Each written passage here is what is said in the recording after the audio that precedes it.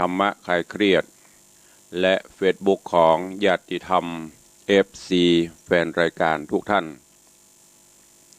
รายการนี้ดำเนินโดยกระผม อาตมภาพพระครูวิสิตศรีลาภรณ์เจ้าคณะตำบลป่าแดดเจ้าอาวาสวัดวังสิงห์คำตำบลป่าแดดอำเภอเมืองจังหวัดเชียงใหม่เป็นผู้ดำเนินรายการนำเสียงธรรมะแบบปืนเมืองเหนือปืนบ้านล้านนามาเทศนาฮือท่านทั้งหลายได้รับฟังกันเป็นประจำปะกันวันนี้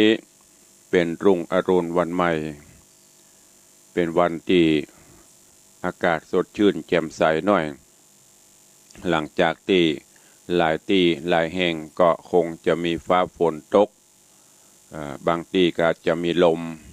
ในช่วงนี้ก็ระมัดระวังเนอะเจริญปอนคุณโยมนวลศิริคุณเจริญปอนโยมปีหมอมัทนาอัมพันธ์ก็ได้เข้ามาชมตั้ง Facebook เฟซไลฟ์อยู่ในเวลานี้ตะวันนี้หลายที่ฝนฟ้าคงจะตกแต่ที่วัดนี่ก็มีกระลมตะคืนนี่เป็นลมในช่วงของการพยากรณ์อากาศเพิ่นก็เตือนมาในช่วงนี้25 26 27 28มื้อนี้ก็ฮือระมัดระวังโดยเฉพาะลมฟ้าลมฝนพายุลูกเห็บและอาจจะมีฟ้าห้องฟ้าผ่าอันนี้ก็โดยความเป็นห่วงเนอะก็นำมาแจ้งฮือปอออกไม่ออกศรัทธานาบุญอีปออีแม่เฮาย่าเมื่อเป็นฟ้าเป็นฝนลมมาก็จะไปออกจากบ้านจากจองจะไปเป็นห่วงนั่นห่วงนี้แต่ลมมาบึ้งห่วงนั่นห่วงนี้ออกไปเก็บหั่นเก็บนี่นะอันตรายแล้วก็บ้านไผ่ที่มีต้นไม้ต้นตอกกิ่งไม้กิ่งตอกใกล้ๆก็ตัดแต่งเห็นเนอะหรือมันบักแข็งแรงก็กำอันอย่างเหี้ยเพราะว่าลมปีลมหลวงนี่มันตึงมีกุปีแต่ไผ่จะแจ็คพอตด้านที่ไหนจะนักที่ไหนจะเบาฉะนั้นก็ด้วยความเป็นห่วงเนอะเจริญปอนต้อนรับคุณโยมสุปราณีรูมาได้เข้ามาติดตามรับชมรับฟังรายการธรรมะปื้นเมืองเหนือในยามเจ้าก็อนุโมทนาขอบคุณเนอะเข้ามาแล้วก็เมตตาได้กดแชร์แต่ใจนิ้วน้อยๆอันทรงคุณค่าของท่านกดแชร์เพื่อที่ในกลุ่มเฮาจะได้สดับรับฟังเสียงธรรมะกันเนอะคุณโยมนวลศิริหินเขียวกดแชร์ไปตัวเนอะเข้ามาแล้วก็กดแชร์ไปอันนี้ก็จะได้เปรียบหน่อยคนที่ติดตามรับฟังทาง Facebook ทางเฟซไลน์นี่ก็เสียเปรียบอย่างมันไม่ได้อู้กันโดยตรงต้องคอมเมนต์พิมพ์เข้าไปแล้วตุลุงก็มาไล่ตอบมาลูนทำกรรมแต่ถ้าต่างสถานนี้วิทยุนี่ก็ได้อู้ได้จากันต่างหน้าไม้ตัวก็วันนี้มาฟังกันต่อก่อนที่เขาจะอู้จะจาเรื่องราวต่างๆก็ยกยอดไปในใต้รายการตามปกติประมาณ 3-4 นาทีจะได้เปิดหน้าไมค์เพื่อได้อู้ได้จ๋าญาติโยมที่ฟังต่างที่ดูที่ชมที่ฟังต่าง Facebook เฟซไลฟ์ก็สามารถที่จะ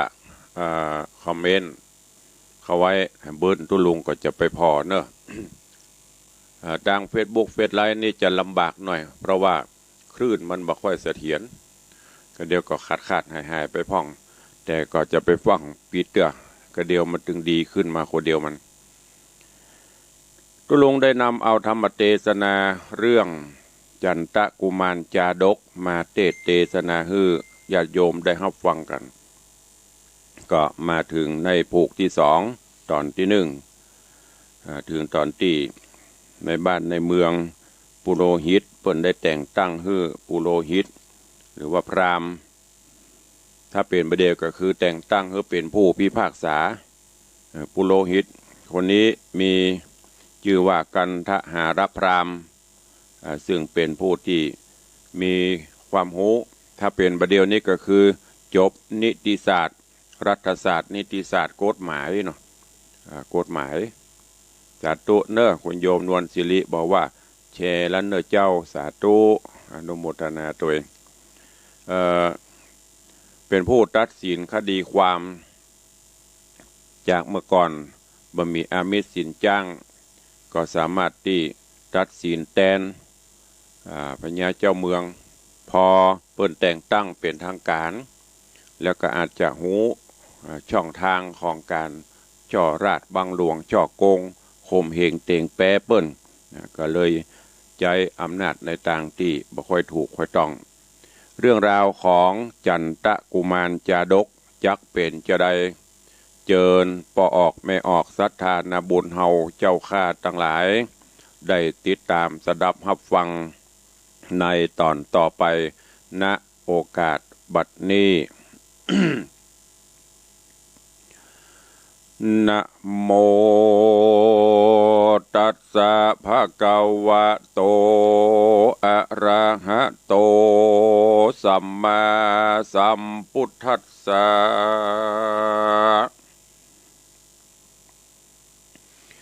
สัทธะโวฟังลาโสตุจันนะสัพปุริสะตังหลายตั้งยิงและใจม้วนหมู่ที่ได้มาสู่ทาดาฟังยังรัสธรรมเทศนาจันทกุมารจาดกลำดับการมาเถิงแถมแล้วเราผูกสองเนื้อเจ้าเจิญศรัทธาตั้งหลายหนุ่มเทาจูงตั้งจิตใจเราทอมทาดาฟังต่อไปไปนานี้และนาเอกาติวะสังยังมีในวันหนึ่งใส่หนอพระที่ไวทะรงยานคือเจ้าจันทกุมารอุปราชออกจากภาษาทหอโตนเดินเตียวโหนไต่เต้าไปไว้ป้อเจ้าลาจาเหมือนดังปกติมาบ่พรตั้งแต่ก่อนเดิมอ่อน นอบหูทอนตนองค์อาจเกาะกอยย้ายบาดพันภายก็ไปหันป้อใจผู้นึ่งใส่อยู่ที่ไกลโหนตังเตียวมันรีเปรียวบ่จะมาตั้งมานั่งต่อหน้ากองตาแล้วก็มาหยอบมือสาขาบไว้เนี่ยร้องไห้โดยไปนอจอมไทยยอดซอยจริงกล่าวถอยจะถามว่าดูราใจรามหนุ่มเนาตันมีความทุกโศกเศร้าสั่งจาพ่อแม่สองขาตายจากกาว่าลูกเต่าพรากเป็นผีกาว่าเมียหนีพรากคางเป็นป้อห้างตนเหือนหรือใจเฟือนปันบ้าหรือว่าเป็นเปียที่กลาไปในหรือสายวงใหญ่พี่น้องตายจากห้องนอเมืองโคน หรือเข้าของโต้นเมียดไว้โจรถอยไร้จริงเอาโต้นแห่งเฮาก็มาใครหูต้านจุงกล่าวอู้ตามรายแดดเตนาตีนาใจไพรราชก็อภิวาทกราบทูลสาว่าข้าแด่อุปราชาเจียงเจ้าบัดนี้ขุนเก้าก็มาตัดความคือว่าเจ้ากันดาหาระพรามยศใหญ่บ่โดยไต่ตามธรรมสวะวางตำแบบเบาโลภะเขากุมใจการว่าคนใดสุขใสหื้อยังเงินบาทใดคำขามันย่อมจะกล่าวแก่หื้อได้แป้ดิเล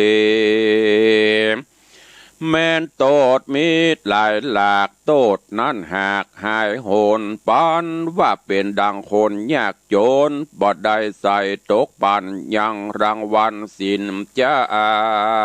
ง มันบ่อ่างขุนนาเตียนย่อมจะกล่าวตานหือได้การดิลีความผิดมีแต่น้อยหือโตดใหญ่หอยตัวมา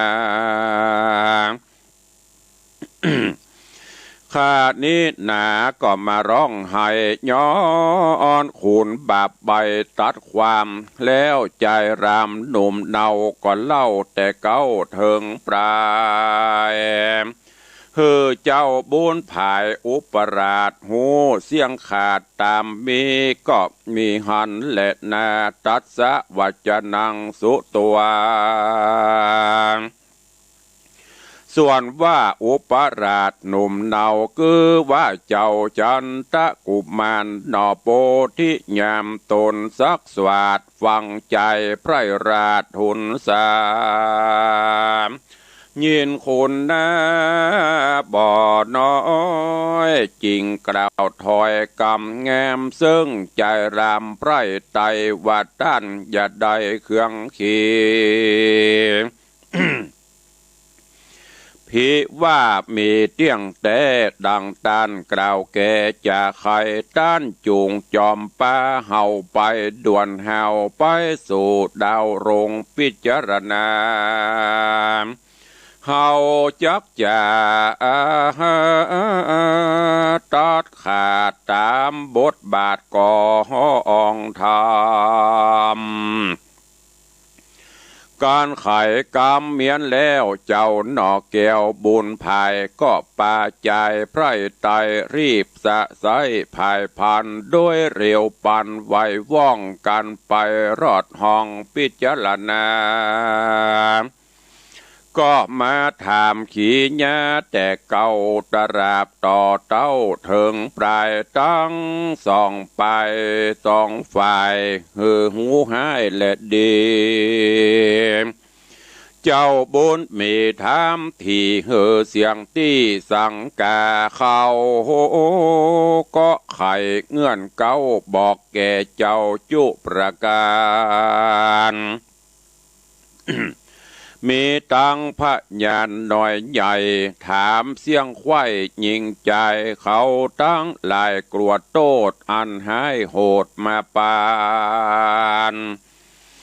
ดังก็มาทูลสารกลมกล่าวบอกแก่เจ้าตามมีหนอมุนีตนผ่านแผ่วฟังเมียนแล้วนามได้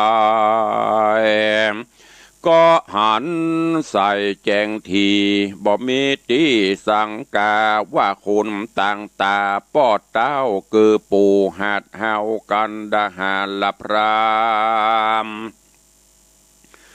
ได้ตัดความไพร่ไตผิดฮีดแต่ไทยกองธรรมโลภะนำมืดเศร้าเว้นบาปเบากองดีเฮือเจ้าปุรีไพร่น้อยได้ตำก้อยเครื่องกาอุปราชายศใหญ่ขัดนิ่งควายสูดปลายก็ฮือใจไพร่ไตกลับเป้ได้ตามธรรมโตดแนะนำหลายหลากอันพรามหากดัดมาก็ฮือหายเป่าวังบ่ฮือข้างดีโตนก็มีหันเล่นนาสเปจนาอันว่าคนตั้งหลายมวลหมู่อันได้หูและได้หันว่าหนอคุณธรรมยอดซอยได้ตัดถอยคดีความต่อยตัวตามบาทบาบทบาทมนุษย์มนุศาสตร์เจียงคันต่างก็มาสาธุกันสะเศร้าดังลอดดาวแดนไกล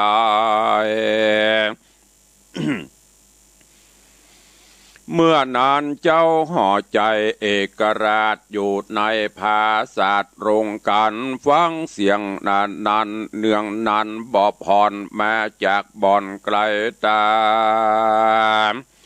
ยินสั่งการหลายแหล่ว่าเสียงนั้นนำมาแต่แดนใดเจ้าเวียงใจตัวดาวโจมจื่นแย้วสั่งจ้า หรือเจ้าโสมนาสา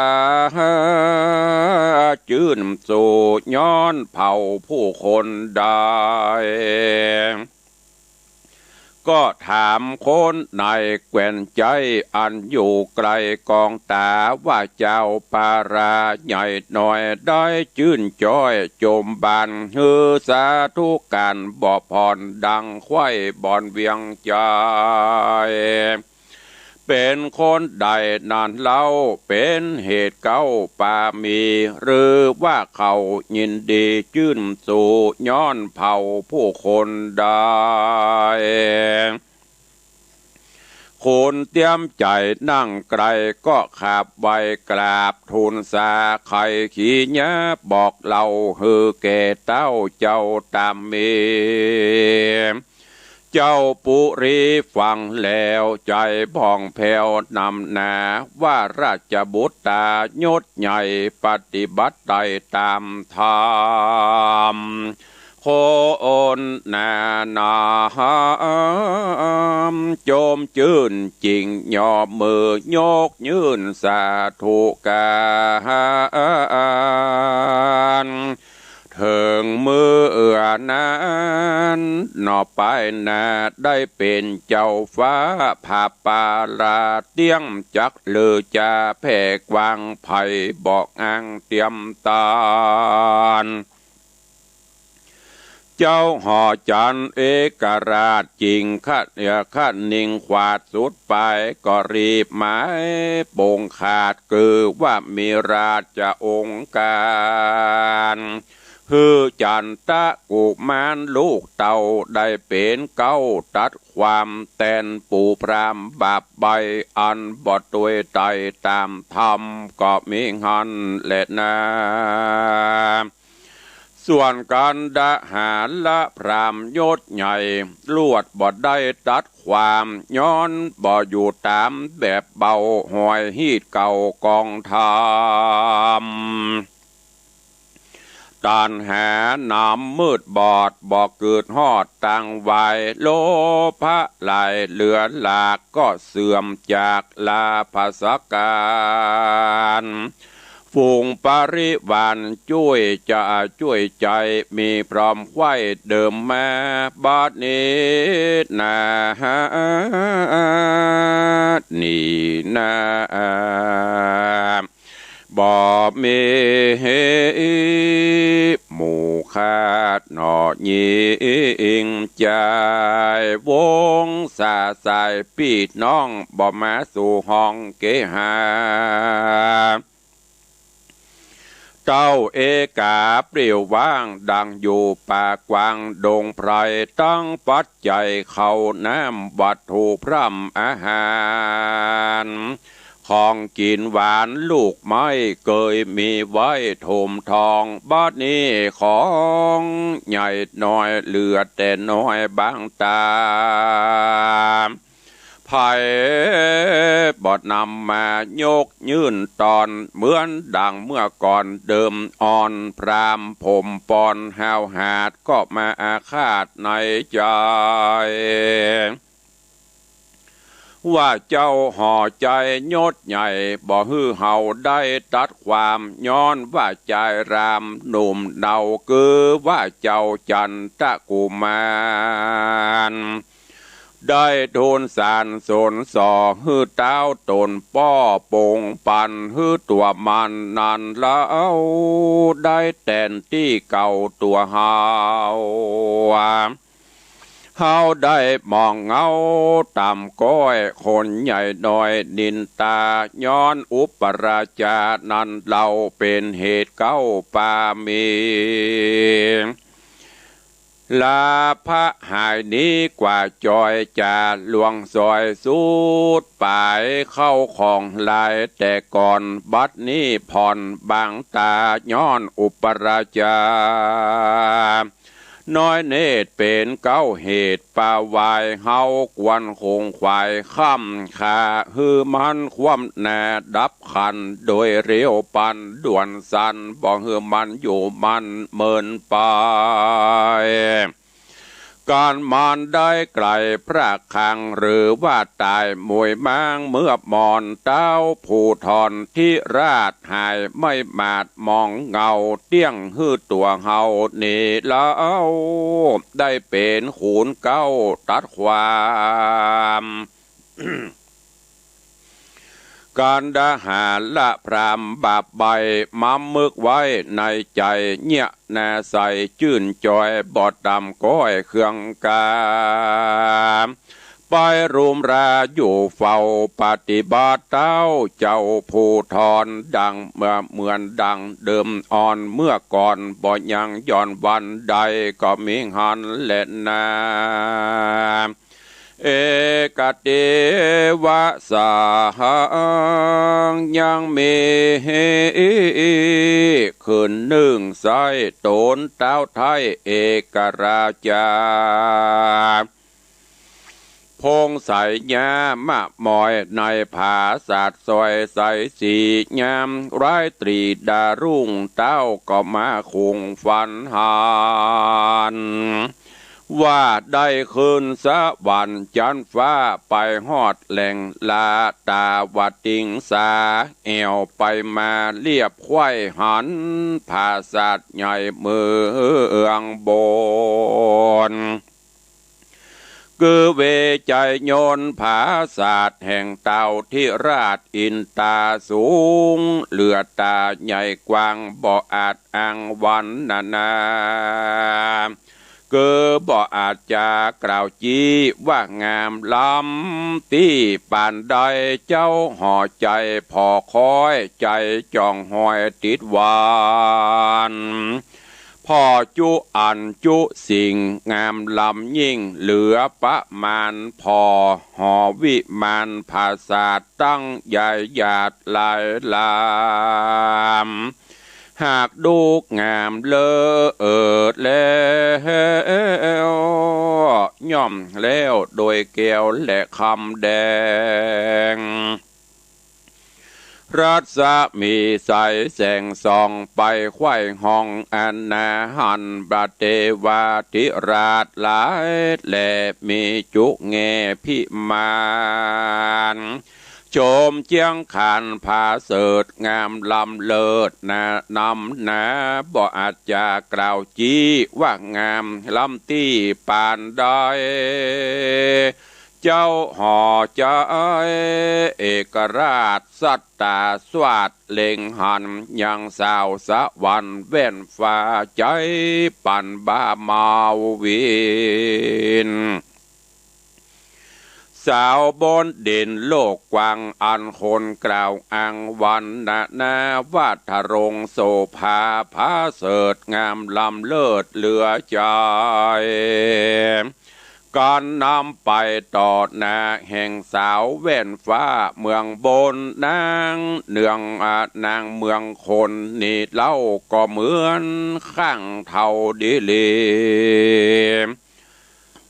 เจ้าปุรียศใหญ่ใจบันไม่เววาย้อนปิญาไฟหอยยังสาวน้อยเมืองสวร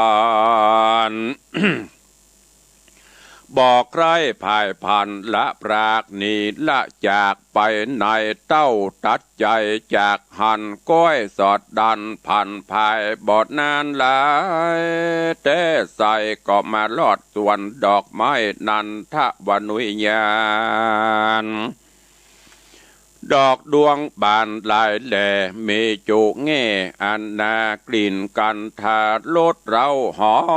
มตัวเต่าคงสะวันมีหลายพันหลายสิ่งพร้อมตวนยิ่งหลายสีข่าวเขือข่าวเหลืองแดงดีเศษซอมพ้องก็มาเป็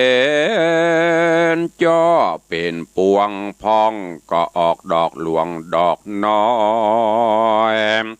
พ้องห้อยย้อยเป็นสายหยาดใหญ่ใหญ่เป็นตาไข่กรีบบ้านบาย กลิ่นหอมไกลรสเราหอมตัวเต้าอาณาเจ้าปาดลาที่ราชก้อยย้ายบาทเตียวไปเถิงวันใส่ยันกวางอันมีชื่ออ้างว่านันทโบคารณีน้ำใสดีดังแก้วพอลงแล้วหันสายดอกมีหลายจุสิ่งกันถ้ายิ่งเอาใจ บัวขาวใสกระพงกรีบมีจุที่ถาทมทองดอกบัวตองบานแผ่มีจุแง่วังทานบัวคำบานสะผู้ดอกปานกู้จังก่อนกลิ่นเกสรฟุ้งออกไปรอดขอกแดนไกลเจ้าห่อใจเอกราชก้อยย้ายบาทภายพันจากสวานวิเศษขึ้นไปสู่เขตเวใจโยนแห่งเต้าตนบุญใหญ่เกิดเตปะไทยอินตาหันเตวธิดานั้นโสดนับตื้อโกดเป็นประมาณเป็นปริวารแวดเฝ้าแหนแห่เจ้าคุณสะวันพ่องเอากันแอนฟ้อนพ่องขับอ่อนรำนำเป็นระบำที่ท้อยฟังจื่นจอยหัวใจพ่องก็มาถือมาไล่ดอกไม้มีพร้อมไข่ลายสีพ่องเล่นตู้ดิญะดนตรีหลายสิ่งป่าใจลูลิงเมาโอโวนบอกใครถอยโหนละพรากบอกใครหนีจากไปไหนเจ้าห่อใจที่ราชได้หันนางนาเทวธิดามินำนาบอดน้อยในภาศาสตร์ซอยเมืองบนคือเวใจโยนภาศาสตร์แห่งเต่าที่ราชอินตาลวดมีมาตันหาเกิดตองในแห่งห้องหอระไทยหัวใจไหวสวนฟุ้งลวดสะดุงมืนตาแย้มสุริญาดาส่องอย่างโลกห้องเมืองโคนก็มีวานนั้นและนาเนธิตังขีญาสั่งวันนาวิเศษจากห้องเหตุอย่างธรรมเทศนาเรื่องจันตะกุมารจะดกผูกทวนที่สองก็บังโกมสมฤทธิ์เด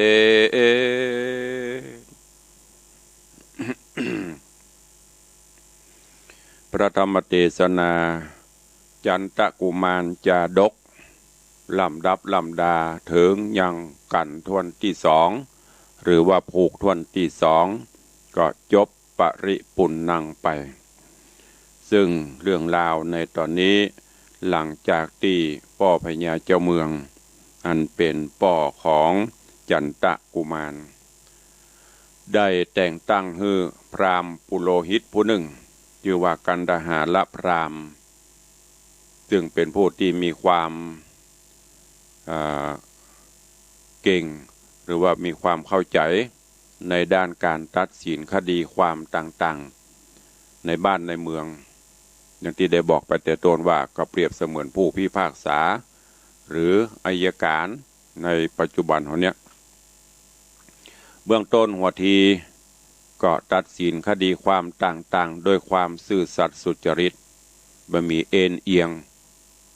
แต่พอหลังๆมามีผู้ที่เอาสินสอดเอารางวัลไปยื่นไปปั่นฮื้อทีแรกก็หมอกมาให้บดีหมอกพอหอมปากหอมคอเมินเข้า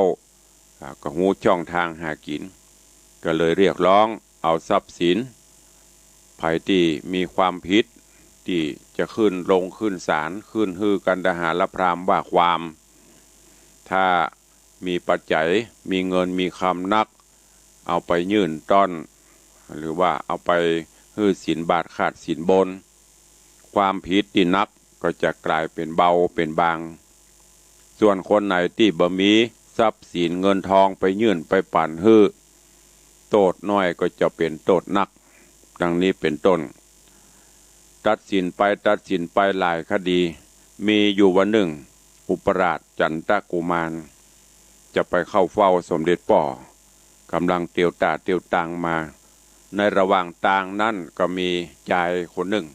ก็มานั่งให้อยู่ที่ข้างต่างพอจันทกุมารผ่านมาหันใส่ก็เข้าไปใกล้ไปสอบถามว่าโอ้ตันมานั่งให้นั่งห้องอย่างที่นี้ภัยเป็นอย่างกะพ่อแม่ตายละกะเมียหนีละกะหรือว่าประสบเรื่องราวอันใดจะบอกเฮาโลชายคนนั้นก็เล่าเรื่องราวต่างๆให้ฟังว่าโอ้ข้าพเจ้าบ่ได้รับความเป็นธรรมโดยมีท่านเจ้ากันดหารพราหมณ์ตัดสินคดีความบ่อยู่ในทศพิธราชธรรมบ่อยู่ในตำนองกรองธรรมโทษน้อยเป็นโทษใหญ่โทษใหญ่เป็นโทษน้อยถ้าไผมีเงินมีคำไปยื่นไปปั่นฮื้อข้าพเจ้ามีโทษน้อยเดียวเปิ่นตัดสินคดีความฮื้อเป็นคดีนักก็จึงมีความทุกขเวทนาก็เลยมาหั่งมาให้มาห้องมารอปบปะท่านเจ้าเนี่ยเพื่อจะขอพระราชทานอภัยโทษพ่องเมื่อเป็นเจ้าอี้จันทกุมารก็สอบถามที่มาที่ไป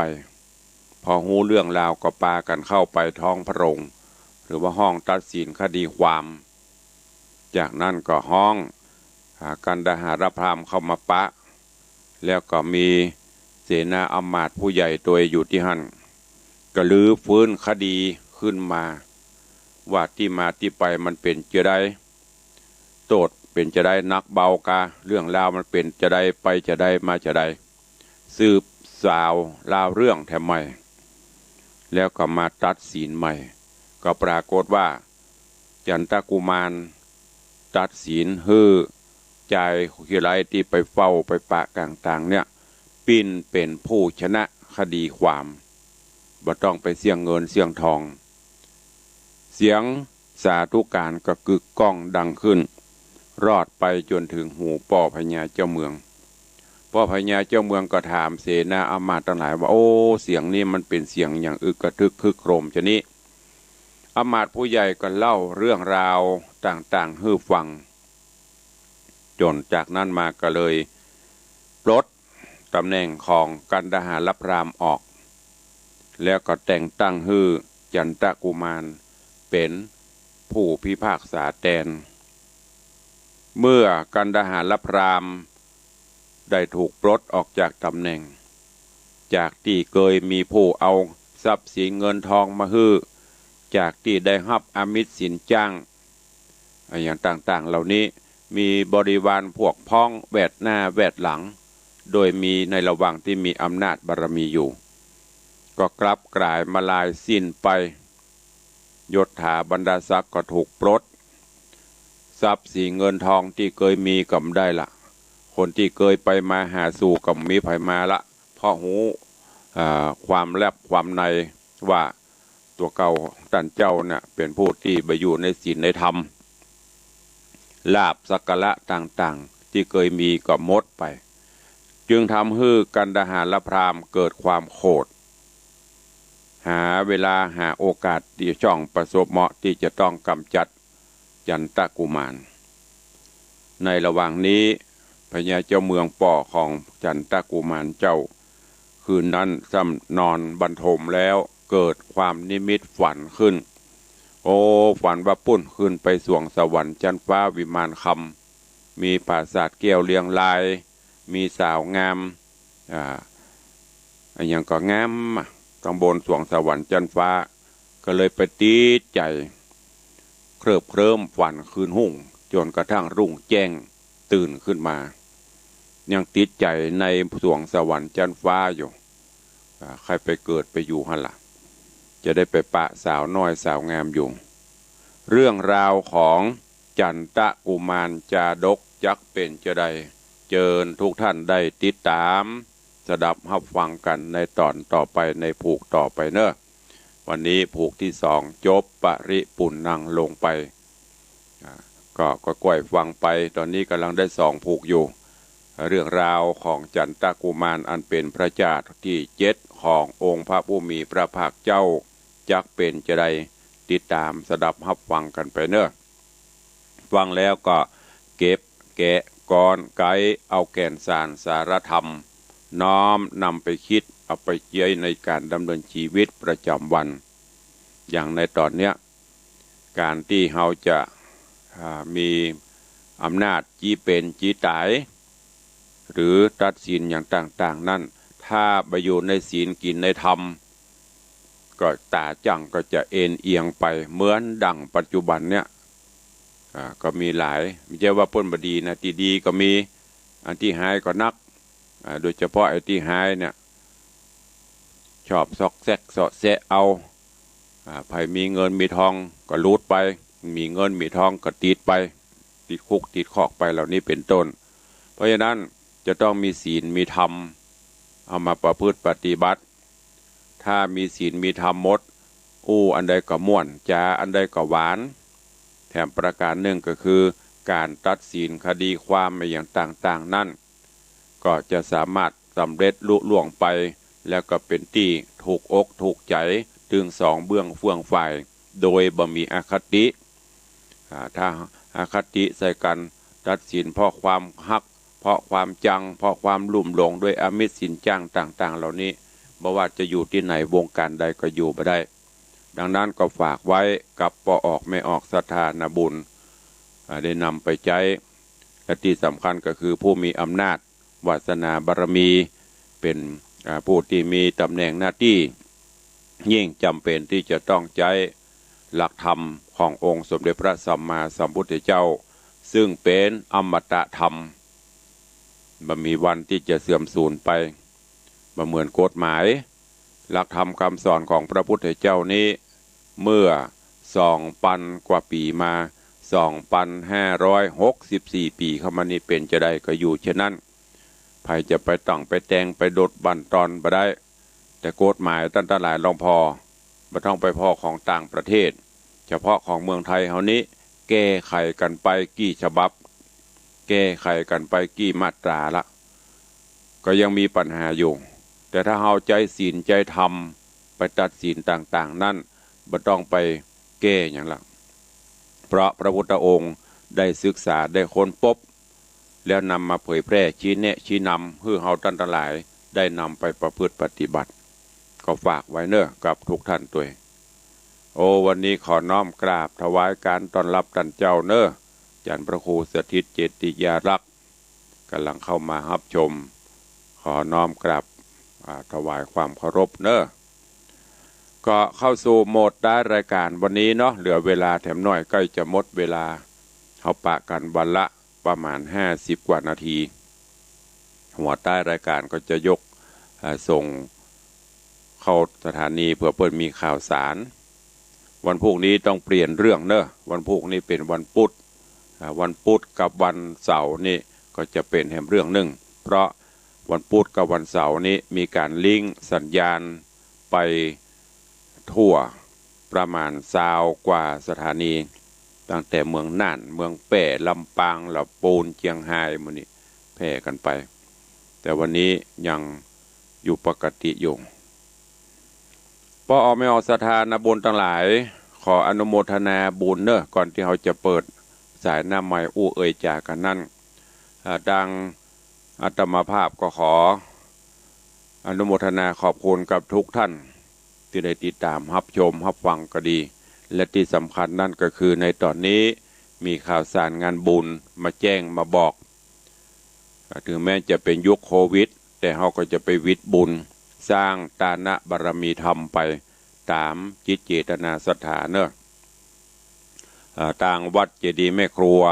เปิ้นก็มีการก่อสร้างห้างแปงกุฏิสงฆ์โฮงหลวงโฮงนอนซึ่งตอนนี้ก็ดำเนินการก่อสร้างไปได้ประมาณ 30%โดยมีท่านเจ้าหลวงพ่อธรรมครูสถิตเจติยาลักษณ์พร้อมคณะศรัทธาเปิ้นกำลังแปลงไปญาติโยมท่านใดมีเจตนาใครไปร่วมบุญสร้างบารมีก็ไปได้เนอะที่วัดเจดีย์แม่ครัวอำเภอสันทรายเปิ้นกำลังแปลงกุฏิสงฆ์โฮงหลวงใครจะไปร่วมโมทนาบุญเป็นเจ้าภาพนั้นนี่ก็ติดต่อสอบถามได้เนอะที่ท่านเจ้าจัดพระครูสถิตเจติยาลักษณ์วัดเจดีย์แม่ครัวในส่วนของต่างวัดวังสิงคำก็มีบุญกุศลมาแจ้งให้ท่านทั้งหลายตลอดเนอะแล้วก็เน้นเนอะญาติโยมทั้งหลายไม่ได้มีการบังคับกฎเกณฑ์ใดๆทั้งสิ้นสร้างฐานะบารมีผู้มีบุญก็จะสร้างกันไปถ้ามีบุญนี่เปิ้นอย่างตุลุงเน้นอยู่เสมอว่าเปิ้นอยากจะทำบุญได้ยินเปิ้นถึงติดตามเปิ้นถึงสอบถามคนเดียวกับบุญไผ่บุญมันบ่ได้บังคับเนอะโดยเฉพาะที่วัดวังสิงคำก็เหมือนกันบุญทุกครั้งที่แจ้งไปก็แล้วแต่ศรัทธาเจตนาผู้มีบุญ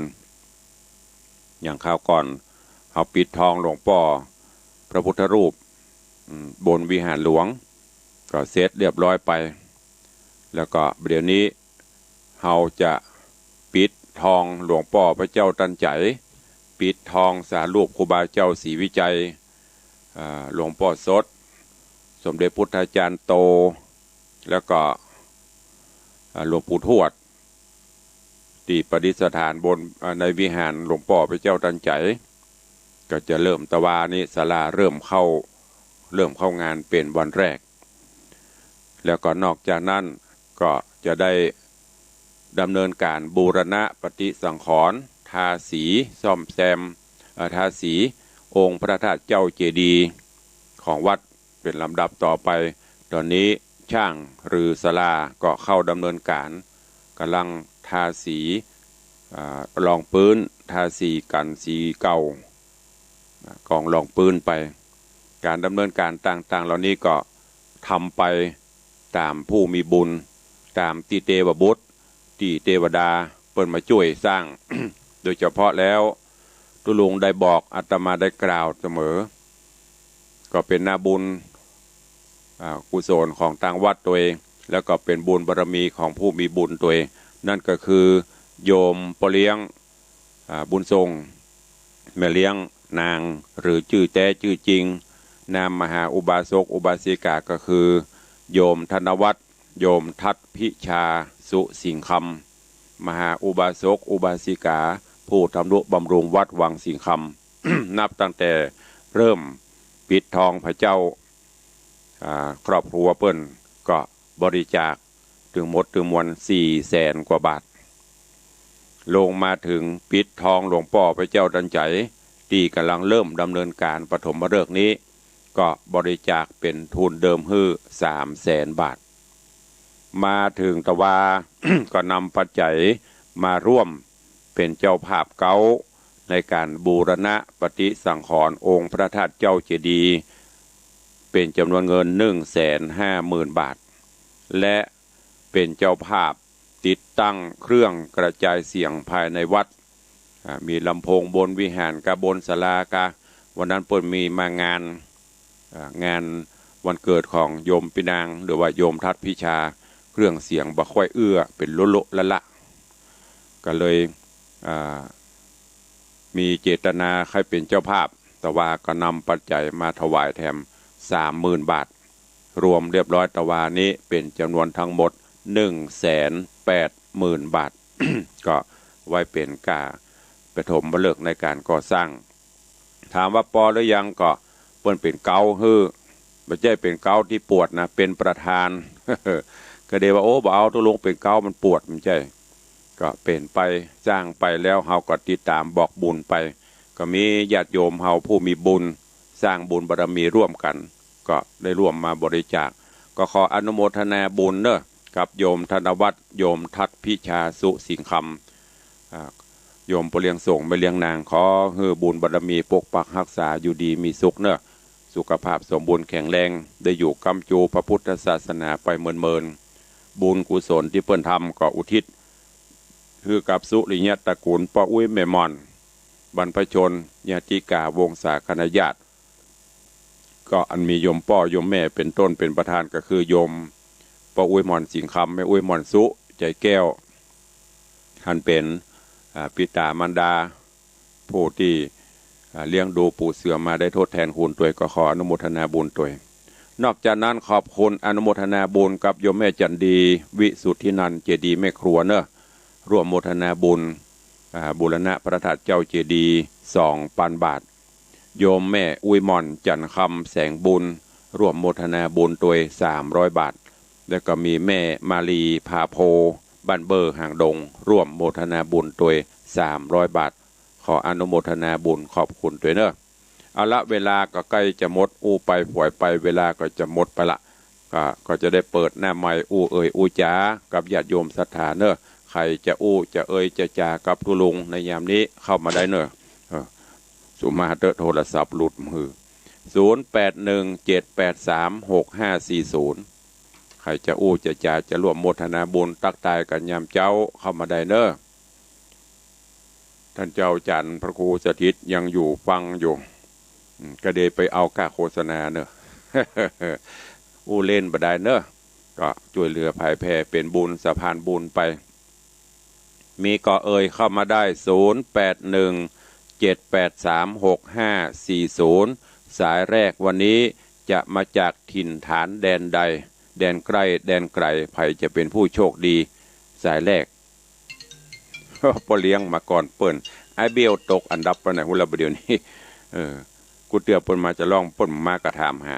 เจริญปอนพอเลี้ยงว่าได้เอ่ยสาธุเจริญปอน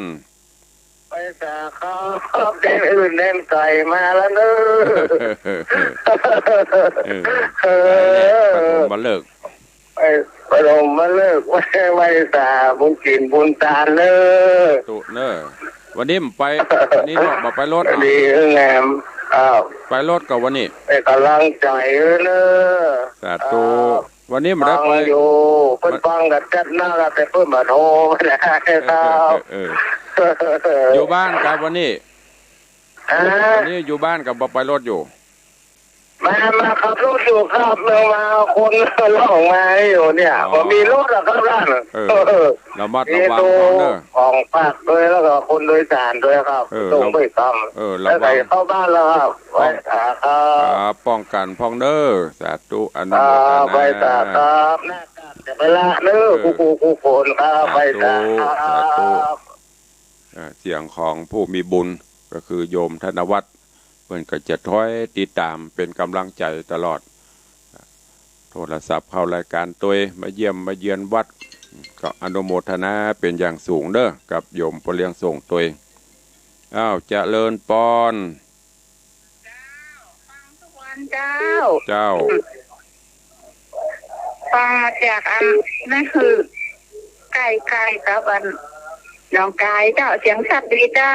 ตุอนุโมทนาเด้อเจ้าจากแม่คือได้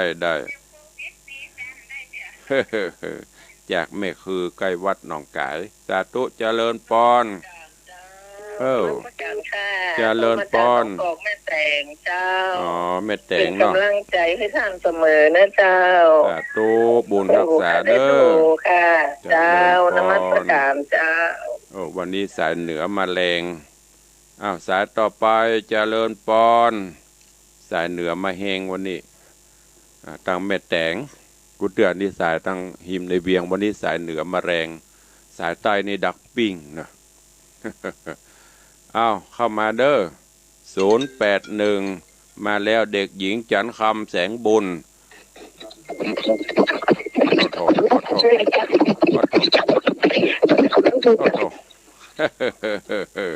ไอ้หยังก็บ่ฮู้เนอะอุ้ยเนอะโลละโทรศัพท์อุ้ยบดีว่าฮัลโหลได้ยินแล้วสาธุเจ้า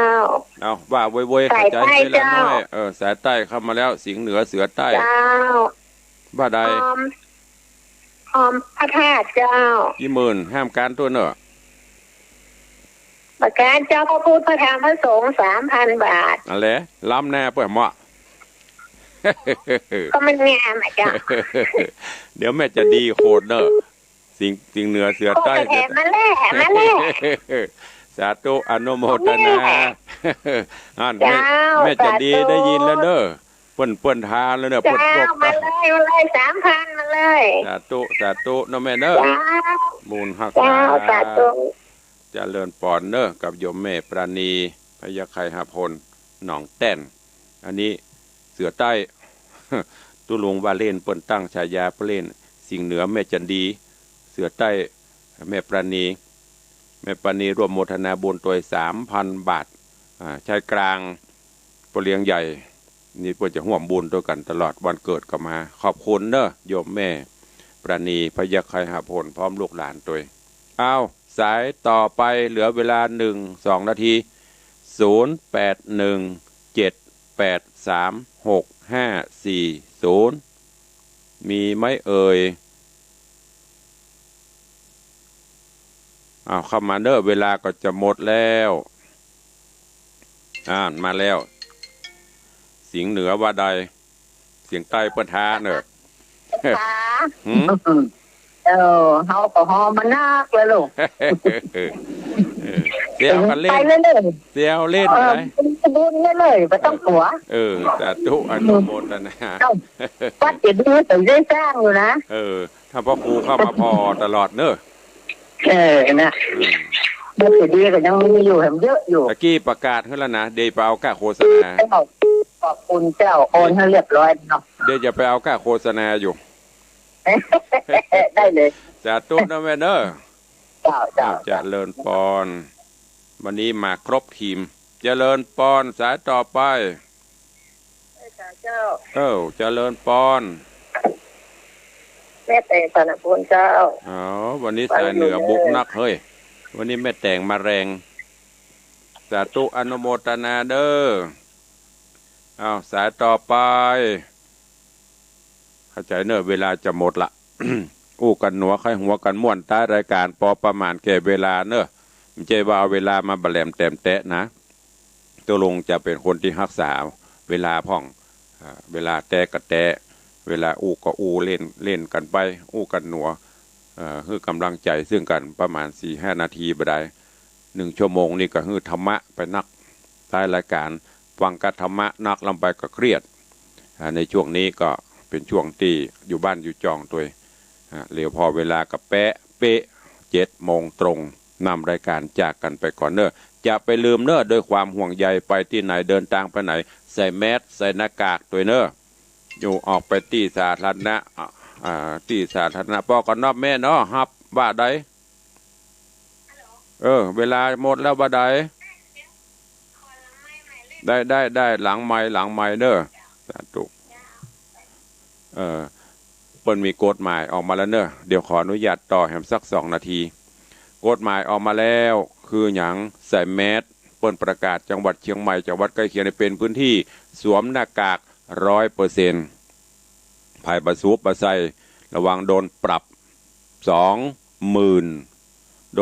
ไม่ใช่200นะ 20,000 บาทปรับเนอะนั่งในรถก็ต้องสวมใส่ทั้งหมดแม้จะเป็นคนในครอบครัวเดียวกันอยู่ในรถต้องใส่ยกเว้นขับไปคนเดียวอยู่ในรถก็ต้องบ่ใส่พ้องก็เป็นอย่างแต่ว่าถ้าไปตัวกันหลายทุกคนต้องสวมใส่หน้ากากเดินตามถนนหนทางเตียวตำหั่นตำนี่นะบ่ใส่หน้ากากเตียวดุมเปิ้นจับเปิ้นปรับเปิ้นยับเนอะพ่ออีแม่พ่ออุ้ยแม่ม่อนรับทราบข้อกฎหมายไว้ตัวนี้เตือนด้วยความหวังดีจากรายการแต่ก็เพื่อประโยชน์ของเราดูแลสุขภาพกันตัวเนอะวันนี้ขอนำรายการจากครูบาอาจารย์จากจะทาญาติโยมไปก่อนเนาะปะกันใหม่วันต่อไปวันนี้ขอความสุขสวัสดีจุ่งบังเกิดมีกับทุกท่านเนอะอยู่ดีมีสุขปนจากภัยไกลจากเวรห่างไกลจากโรคโควิดคือมีสุขภาพจิตสุขภาพกายสมบูรณ์แข็งแรงเจริญไปด้วยอายุวรรณะสุข